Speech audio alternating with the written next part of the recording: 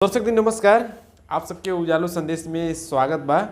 आज हमन के स्टूडियो में आयल बाटे जनता समाजवादी पार्टी के केंद्रीय परिषद सदस्य तथा युवा नेता विद्या यादव।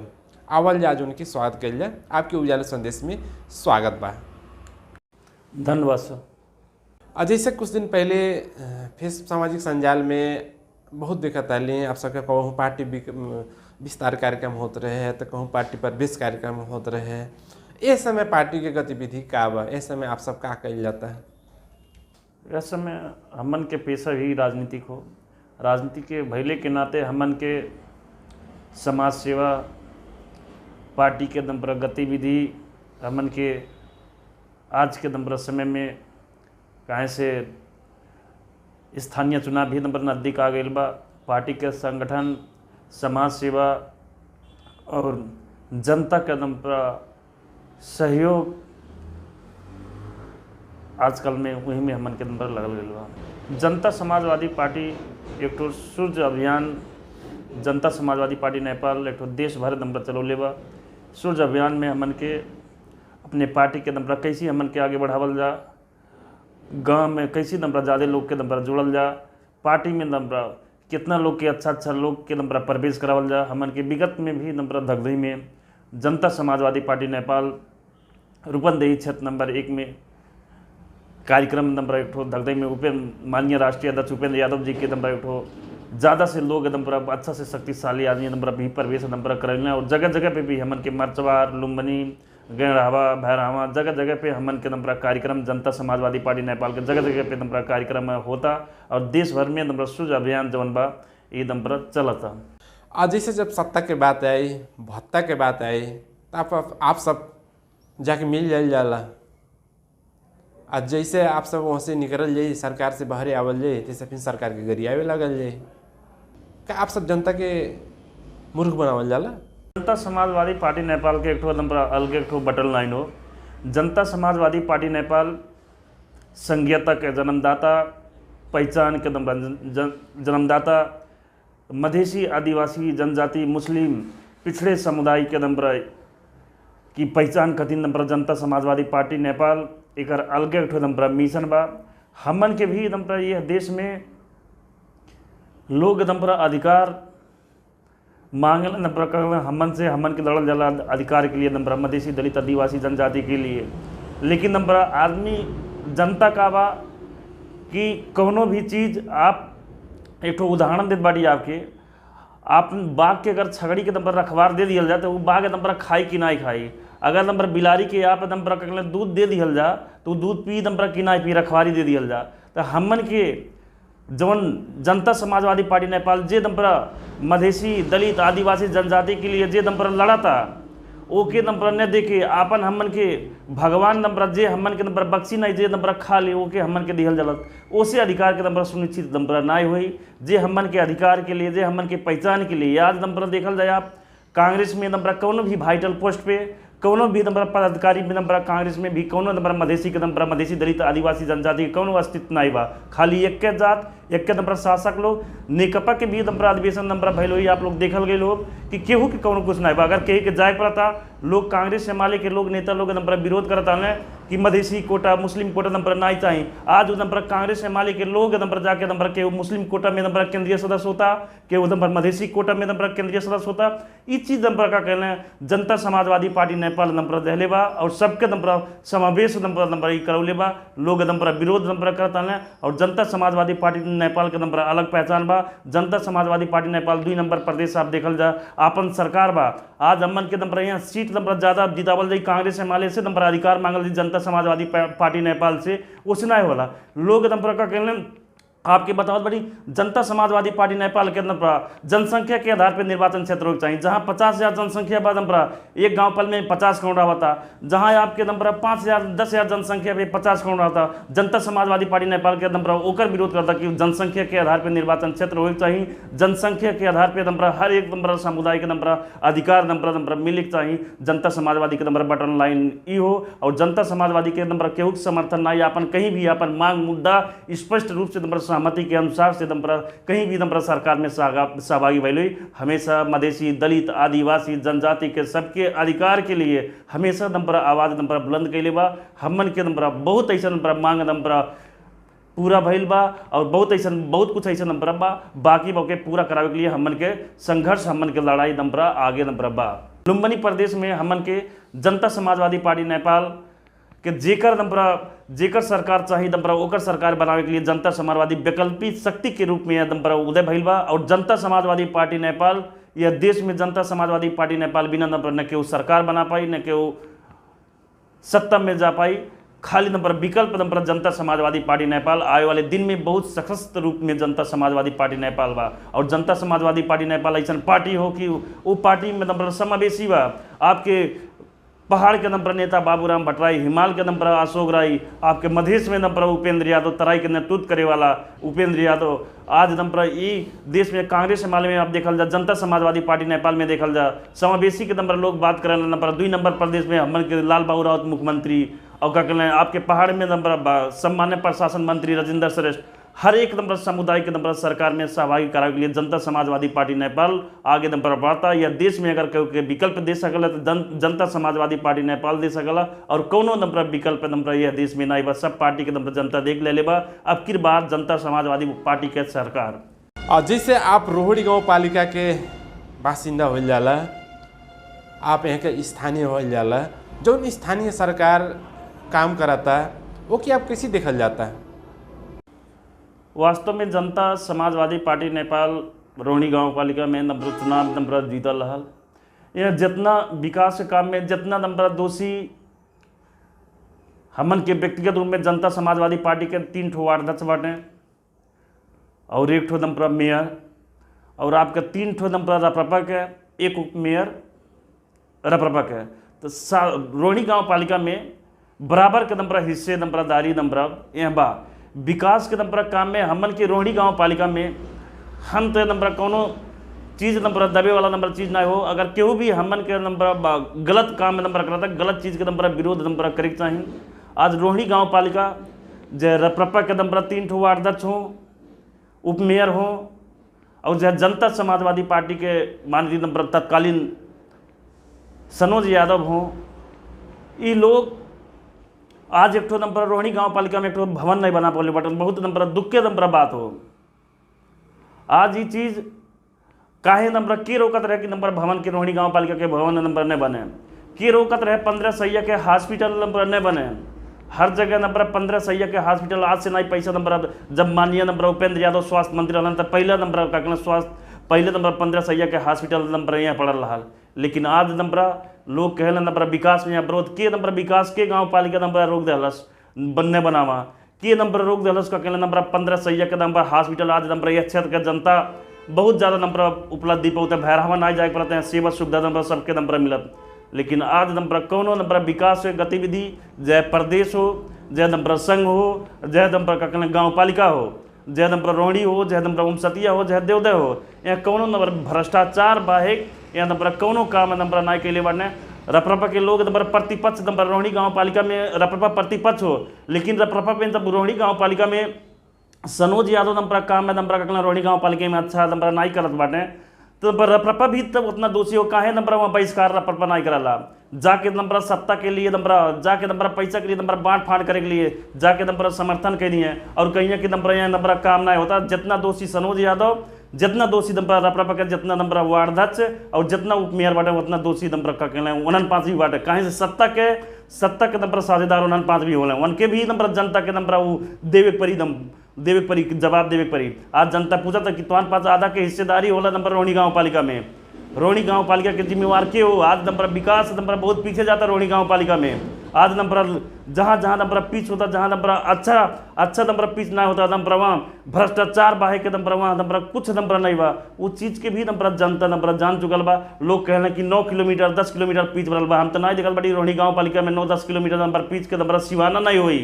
लोग नंबर झूठ झूठ नंबर विकास के नाम पे नंबर जब नंबर खेती करत बाटे वो जनता नंबर जान चुकल बा कि रोहिणी गांव पालिका के नंबर के परिवर्तन कई सकला, रोहिणी गांव पालिका के नंबर के विकास कई सकला, वो जनता के नंबर अच्छा से नंबर मालूम हो गई बा।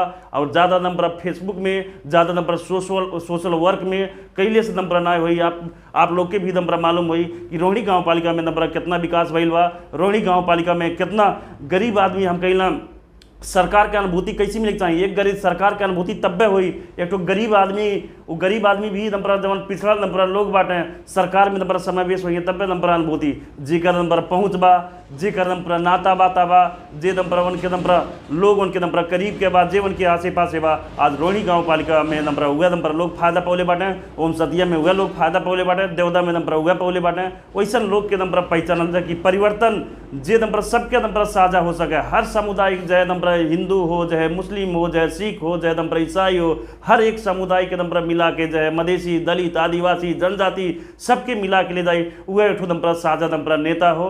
अब कि ना एक समुदाय के एक लोग के नंबर आगे बढ़ावल जा, ओसे कब्बो भी राजनीति के नंबर ना हो पाए, ओके कब्बो नंबर विकास ना हो पाई। अगर विकास नंबर आगे ले जाएगा बा सबके नंबर एक साझा रूप में नंबर सर्वदलीय कह के कोनो विकास में केहू नंबर अवरोध नहीं करी।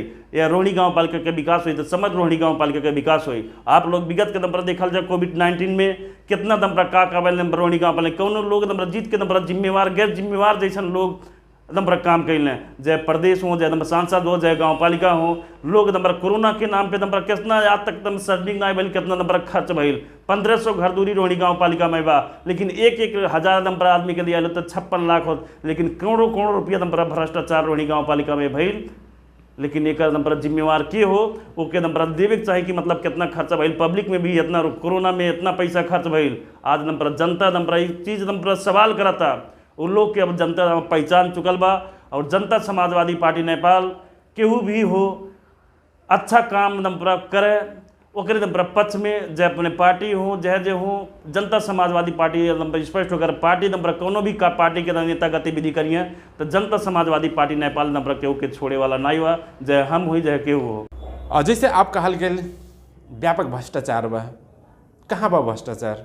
आप गांव पालिका के दोस्त लगावल जाता है, गांव पालिका के मेयर के दोस्त लगावल जाता है। मेयर भी तो आप सबके पार्टी के होले, ओमे तो आप सब दोषी बाटी ने। आप सब गांव पालिका अध्यक्ष जी के कितने दाई सलाह सुझाव दिहल के?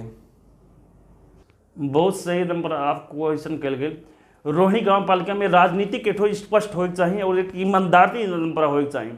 जब हमन के रोहिणी गांव पालिका के नंबर भवन के बाद भैल तो सर्वदलीय नंबर एक नंबर मीटिंग नंबर जुटल धकदई में। वहाँ रपरपा के लोग रहने, कांग्रेस के रहने, माओवादी के रहने, एमआलए के रहने, नंबर जासपा की भी रहने कि रोहिणी गांव पालिका भवन नंबर कहाँ बनावल जा। रोहिणी गांव पालिका के भवन हमन के धकदही नंबर रोहिणी गांव पालिका के सदर मुकाम धकदही हो।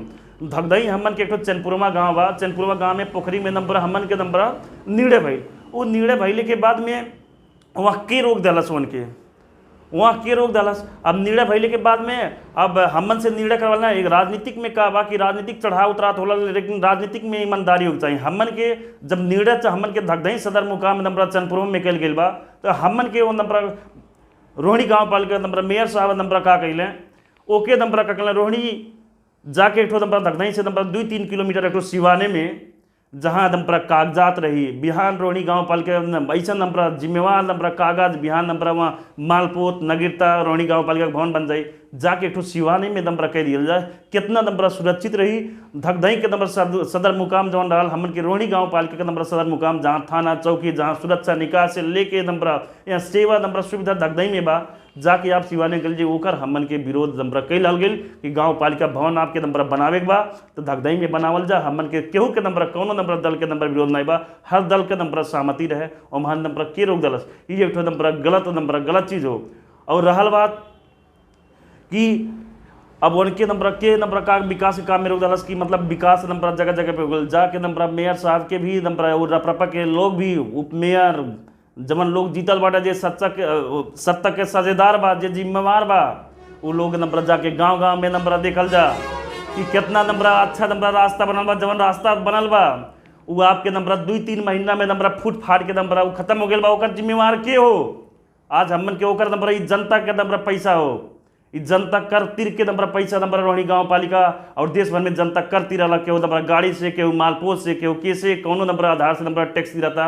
आज ओकर जिम्मेवार के हो कितना विकास भइल बा चलल जा नंबर हमन के साथ नंबर विकास के दिखाई कि 3-3 महीना पीछे नंबर जाके जगह जगह फुट गए ओके जिम्मेवार के हो जे कुर्सी पे बैठल बा ओके नंबर जिम्मेवारी लेवे पड़ी। आज बड़ा बड़ा नंबर विकास के बाद बड़ा बड़ा नंबर विकास के नंबर वो कैले से नंबर ना हुई। जनता आज नंबर सवाल करता कि आज नंबर जे पहुंच के बा केहू नंबर आपन आदमी बा केहू आसे पासे बा ओके नंबर केहू नंबर दवाई के बिल लावत ओके 1 लाख 1.5 लाख दिया था। कोनो गरीब आदमी जाता ओके नंबर 5,000 10,000 दियाला।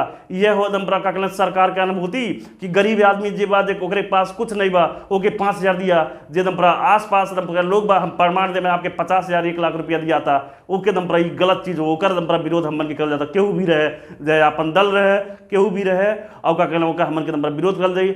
आज का कहना विकास के नंबर आप देखल जाई बहुत जगह ऐसा नंबर गाँव बा कि आपके रास्ता नंबर फुट गई बा रास्ता नहीं बा नंबर रास्ता नहीं बा जाए के। आजकल बड़ा के नंबर विकास बहुत ज़्यादा हो गया। रोहिणी गांव पालिका नंबर पीच नंबर मुक्त नंबर कह दिले बाटी आपके कुसमी भइल आपके का कहले खुरगुरिया नंबर देखल जा जगह जगह पे आपके बैरियावा आपके का कहले चैनपुरमा नंबर पीच नंबर कहिए से आज 5 साल से नंबर बना था। जगह जगह पे कदमहवा नंबर कुछ नंबर अधूरा बा जगह कितना बताएं आपके बहुत जगह ऐसा बा कि वहाँ नंबर पीच ने नंबर कौनो काम अगर काम भइल बा भी तो वो फूट फाट के नंबर लथलिंग हो गई बा ओकर कौनो जिम्मेवारी नहीं बा। और रोहिणी गांव पालिका में नंबर कौनो अनुशासन ने कौनो कुछ जे आवता जे जाता ओसे नंबर कौनो मतलब नहीं बा ओकर नंबर विरोध हमन के नंबर करल जाता। और सही चीज़ के नंबर सही काम के लिए नंबर प्रशंसा करल जाई और गलत चीज़ के नंबर हमन के विरोध करल जाई। आज रोहिणी गांव पालिका में प्रदेश सरकार से नंबर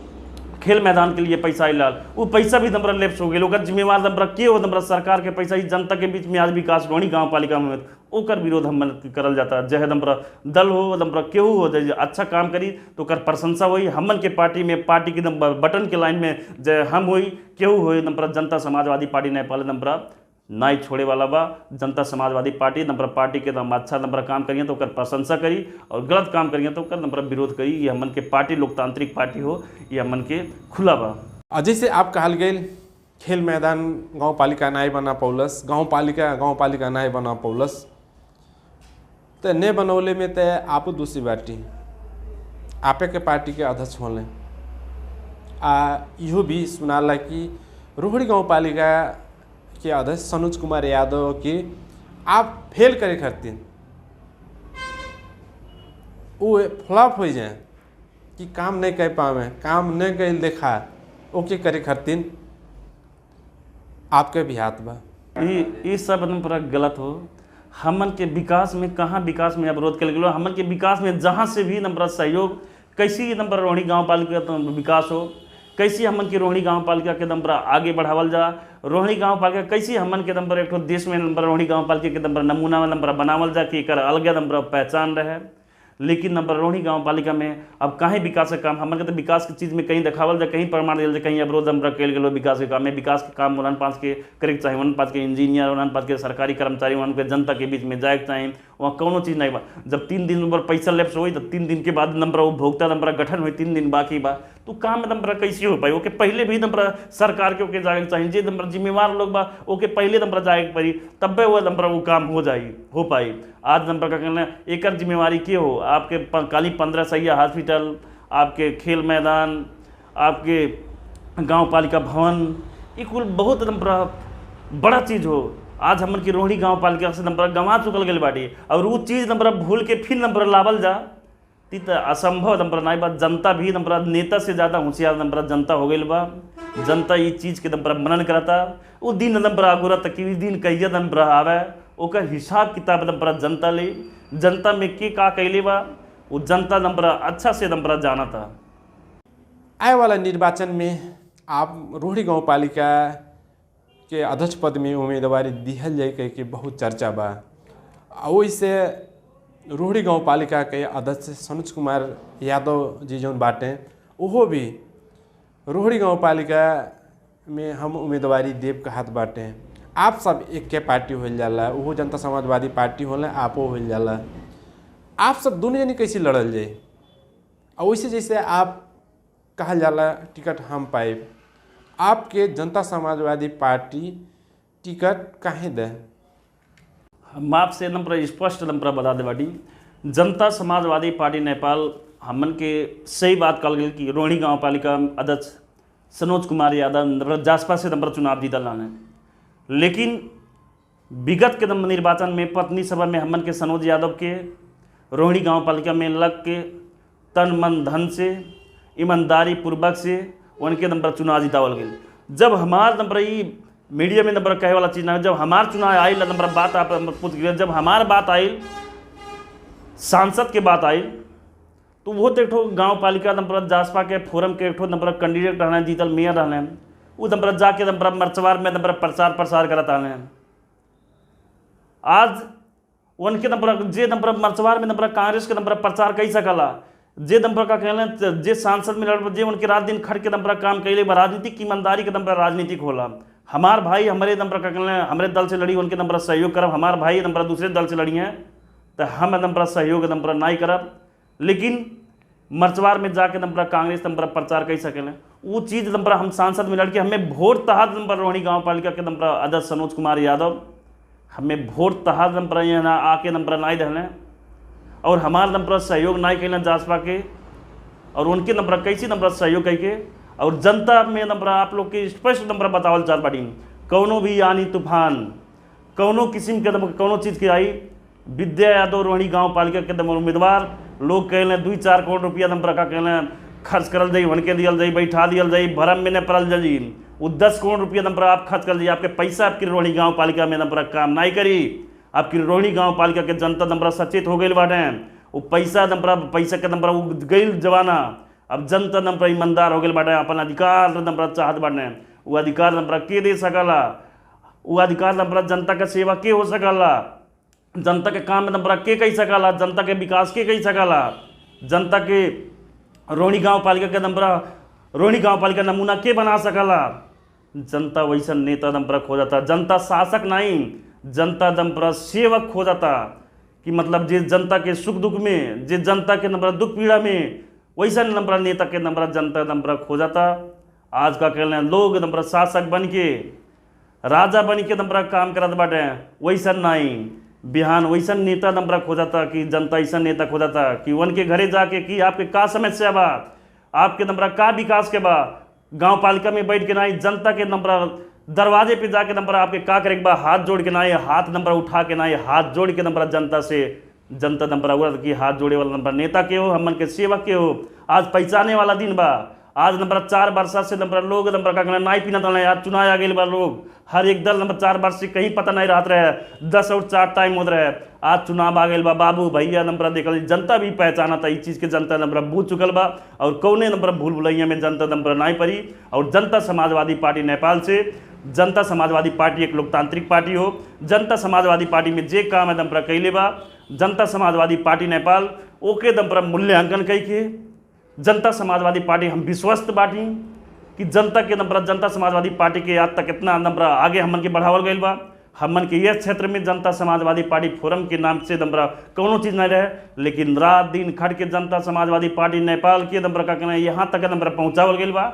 जनता समाजवादी पार्टी नेपाल आए वाले दिन में नंबर हमें नंबर विश्वस्त कैले बा कि आपके नंबर पार्टी नंबर मूल्यांकन करके आपके नंबर टिकट नंबर का कहना टिकट नंबर दे, हम विश्वस्त बाटी। जनता समाजवादी पार्टी नेपाल जवन निर्णय करी उस निर्णय नंबर माने के लिए नंबर हम तैयार बाटी, लेकिन रोहिणी गांव पालिका में नंबर केहू नंबर अफवाह नंबर जनता से आग्रह बा कि कौनो अफवाह में नंबर आप लोग न पड़ल जाई।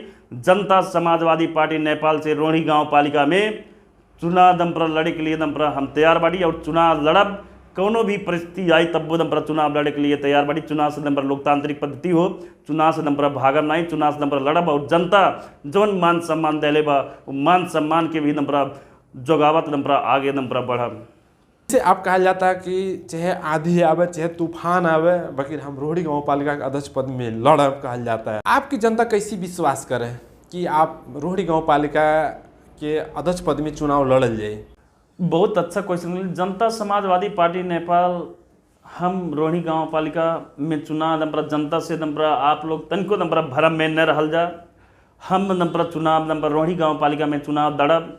आप लोग 5 साल के विगत से देखल हाल हुई, गांव पालिका हमारे लिए नंबर का कैले बा, हमारे पार्टी कार्यकर्ता के लिए नंबर का कैले बा आप लोग के कोनो बताए वाला चीज़ नहीं हो। ये आप लोग के स्वयं मालूम हुई कि रोहिणी गांव पालिका में सनोज यादव नंबर हमारे पार्टी के लिए नंबर का कह रहे बाटे कि मतलब सनोज यादव की का कहना है, सनोज यादव के नंबर पर हमन के प्रचारी कौनो भरम में नंबर आप लोग न पड़ल जा। स्पष्ट नंबर हम चुनाव रोहिणी गांव पालिका में 100% नंबर चुनाव जनता के अनुसार चुनाव लड़ब और कोनो किस्म के केहू से नंबर वार्ता न केहू से नंबर कोनो बात जनता जी के जिताई वह नंबर नेता हो और जनता पे नंबर विश्वास बा। हम कोनो नेता और केहू के वन के नंबर कैले से नंबर कुछ नहीं, जनता के अनुसार नंबर हम उम्मीदवारी दिले बाटी और जनता के अनुसार जनता जे के जिताई वह नंबर नेता हो। कोनो किस्म के नंबर भरम जमुना पूछल गया कि गाँव में सनोज के समर्थन कोनो ऐसा चीज़ नहीं बा, केहू के समर्थन नहीं, अपने खुद के नंबर लोग नंबर समर्थन करें। हमारा आग्रह बा कि एक दाई नंबर चुनाव नंबर जीतल बाटे उनके जितावल गई बा उन्हों भी एक दाई नंबर रोहिणी गांव पालिका में आवल बाटी दू दाई चुनाव करे बाटी जनता के नंबर सेवा नंबर कैल गई बा, जनता के बीच में लगल गई बा, जनता के अधिकार के लिए लड़ल बा उन्हों भी नंबर दायित्व बनला कि एक दाई नंबर चुनाव नंबर हम लड़त बाटी उनके भी नंबर सहयोग कर सके। हम तो नंबर उनके लिए कैली सारा जनता देखा था, जन जन एक बच्चा देखा था कि हमारे साथ का भइल बा, वो जनता नंबर जान चुकल बा। अगर वो हमें नंबर सहयोग नंबर कहीं लें तो उनके भी एक नंबर मान सम्मान बढ़ी और ना ही करेंगे तो नंबर जनता के बीच में जनता के अदालत नंबर अदालत जनता अदालत हो, अदालत जवन नंबर जनता के अदालत जवन फैसला करी वो नंबर वो के स्वीकार करल जाए, जनता के बीच में जायल जाए और कौनो किस्म के आज वो जैलो संदेश मार्फत नंबर आप लोग के बतावल चाहत बाड़ी कौनो भी अफवाह में न पड़ल जाए। विद्या यादव रोहिणी गाँव पालिका के नंबर चुनाव मेयर पद के लिए नंबर आप लोग के नंबर घोषणा कर बाटी, यह नंबर हमार बोली हो। बिहान आप लोग के नंबर घरे आई हम जब स्पष्ट रूप से नंबर कोनो भी बाधा विरोध कोनो कुछ आनी तूफान आई उसे कोनो कुछ नहीं डराएगा बा। आप लोग नंबर सतर्क रह जाए आनी तूफान से भी नंबर आप लोग के नंबर बचेगा बा और सामना करेगा बा, आगे नंबर बढ़ेगा बा। राजनीतिक हो नंबर बाधा विरोध नंबर आवत रहा उसे भी नंबर सतर्क रह जा और क्या कहना हमन के डरैले कार नहीं बा, जहाँ बाटी हमन के वहीं रह जाए। संसद भी लड़ल गए, अब एकाएक आके गांव पालिका में लड़ल जाता है, कहें अब सांसद में हमन के पार्टी आपसे कहली जनता समाजवादी पार्टी नेपाल एक लोकतांत्रिक पार्टी हो। कौनो भी आदमी एक के पद पे एक के नहीं वह नंबर लड़े ये कौनो नंबर पार्टी में नंबर नहीं बा। हम ये क्षेत्र में दुई दाई नंबर सांसद के नंबर चुनाव लड़के पहला चुनाव 70 साल के लड़नी सम्मानजनक वोट पौली, दूसरा चुनाव लड़नी नंबर सम्मानजनक नंबर करीब से वाम गठबंधन लोकतांत्रिक गठबंधन रहने के नाते करीब से नंबर चुनाव थोड़ा मत से नंबर चुनाव नंबर हार गई। वो हारने के बाद में अगर एक एक करके उड़ालत केहू कांग्रेस केहू एमाले केहू माओवादी केहू रपरवा एक एक कर वमान चुनाव केहू नंबर नहीं हरा पावा। कहाँ से गठबंधन के नाते भी नंबर फर्क पड़ल रहा कि कांग्रेस की भी नंबर पकड़ वाला क्षेत्र रहा, माओवादी के भी जीतल क्षेत्र रहा, आपके रपरपा के दीपक बोहरा के नंबर क्षेत्र रहा, एमाले के जीतल क्षेत्र रहा। उसे मजबूती के नाते नंबर चुनाव जब जनता नंबर विश्वास कैल से इतना उम्र में उतना उतना वोट दिलस हमन के नंबर सम्मानजनक वोट दिलस नंबर उत्साहित वोट दिलस उसे नंबर हम खुशी रही। दुई दाई नंबर चुनाव लड़ली, दुई दाई चुनाव में नंबर हम थोड़े मत से मान के नंबर हार गई और दूसरे की भी नंबर एक चीज़ पे हमें लड़ी दूसरे के नंबर आगे नहीं बढ़े दी, दूसरे के भी नंबर सम्मान करे के लिए राजनीतिक में नंबर सीखल दी तब आप आगे बढ़ सकल जाला। राजनीतिक में कब नंबर दुई कदम आगे चल के भी दुई कदम नंबर पीछे भी नंबर हो सकल जाला। और महान राजनीतिक में नंबर ये हो राजनीति करे वाले के लिए नंबर दुई कदम पीछे दुई कदम आगे नंबर ये चलत रहा और महान दुई कदम नंबर पीछे अले से कि नहीं मतलब हमार डिमोशन हो गया हम जीतल रही कोनो हमारा सांसद में रही कि हमार प्रोटोकॉल नंबर घट गया, सांसद में तो जीतल तो नहीं रही हमार प्रोटोकॉल नंबर घट जाए।